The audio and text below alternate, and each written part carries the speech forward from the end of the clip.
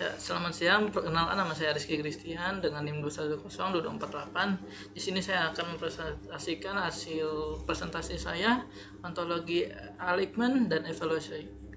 Di sini ada definisi ontologi. Ontologi bukanlah representasi realitis secara langsung, melainkan model konseptual yang dikonstruksi berdasarkan perspektif, tujuan, dan konteks tertentu. Karena sifatnya kontekstual, dua ontologi yang berbeda dapat mempresentasikan pengetahuan yang sama, tapi dengan struktur istilah atau tingkat granularitas yang berbeda.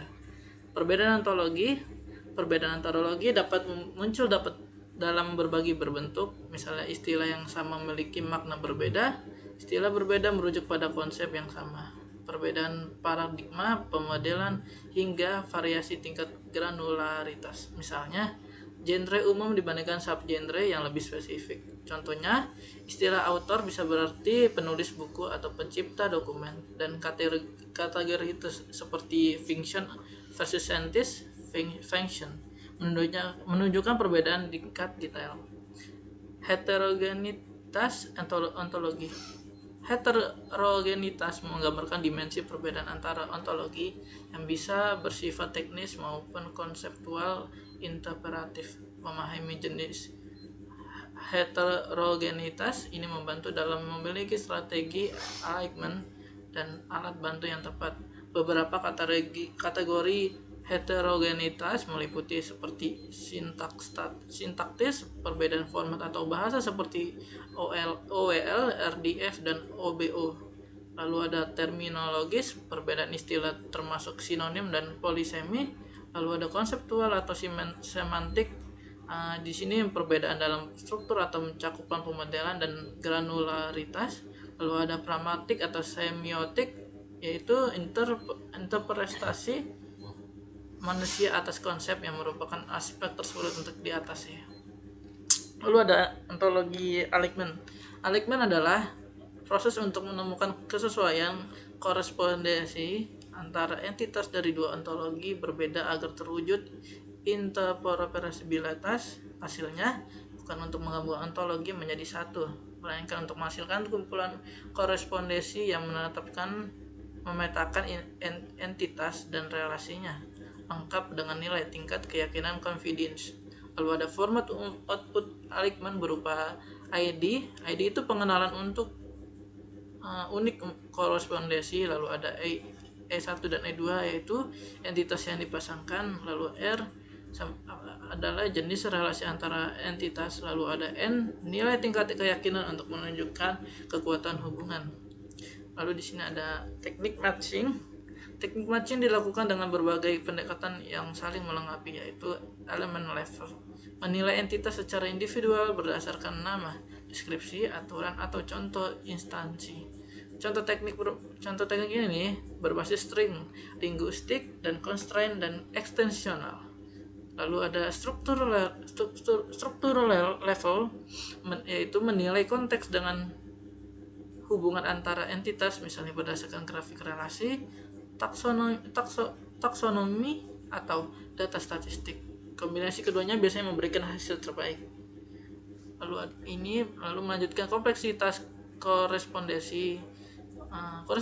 Korespondensi bisa sederhana seperti author setara dengan writer atau penulis, sangat kompleks yang memerlukan transformasi, rumus atau aturan khusus, misalnya konversi satuan atau penggabungan beberapa properti menjadi satu. Seperti ada contohnya sederhana, author adalah writer, kompleksnya adalah speed dan velocity dikali 2,7. Lalu proses Eichmann. Proses Eichmann mencakup berbagai tahap, mulai dari persiapan data, pemilihan parameter dan ambang batas threshold, penerapan teknik matching, penggunaan sumber eksternal seperti thesaurus atau WordNet, hingga post processing seperti filtering dan pengecekan konsistensi. Validasi manual seringkali diperlukan terutama pada korespondensi yang kritis. Secara umum, tahapan proses Eichmann adalah yang pertama melakukan input, lalu matching, setelah itu encryptment sumber daya, lalu menghasilkan output mapping dan validasi. Ontologi merging. Merging merupakan proses penggabungan penggabungan dua ontologi menjadi sebuah ontologi baru yang menyatukan atau mengekstrak bagian yang sama. Ada dua pendekatan utama, yaitu union, mengambil semua entitas dari kedua ontologi dan menyelesaikan konflik yang terjadi.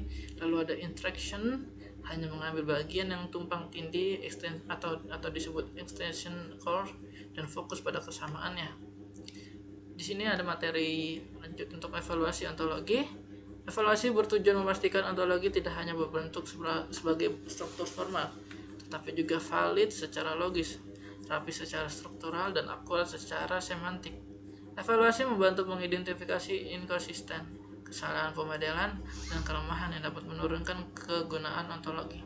Aspek utama evaluasi meliputi yaitu konsisten logis, struktur taksonomi, dan kelengkapan informasi beserta dengan akurasi semantik.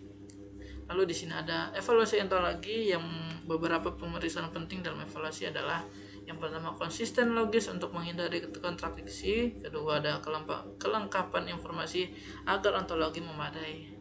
Ketiga, struktur taksonomi yang baik tanpa siklus. Keempat, penggunaan metode ontoclean yang menilai aspek seperti rigidity, identity, unity, dan dependency. Lalu ada validasi akurasi, meliputi domain atau range, aturan disjoint range, perbedaan antara part of dan subclass, serta karakteristik, properti, dan kuantifikasi. Lalu ada poin kedua, yaitu kesalahan yang umum dijumpai dalam ontologi. Misalnya, poin pertama merupakan definisi disjointness pada domain atau range yang terlalu sempit. Yang ketiga, part of yang dimodelkan secara keliru sebagai subclass, penggunaan quantifier yang tidak tepat arah, lalu ada peran role yang salah. Yang terakhir ada karakteristik properti yang tidak ditentukan dengan benar. Ya, sekian dari presentasi saya. Apabila ada kekurangan kata-kata yang salah, mohon dimaafkan. Sekian, terima kasih.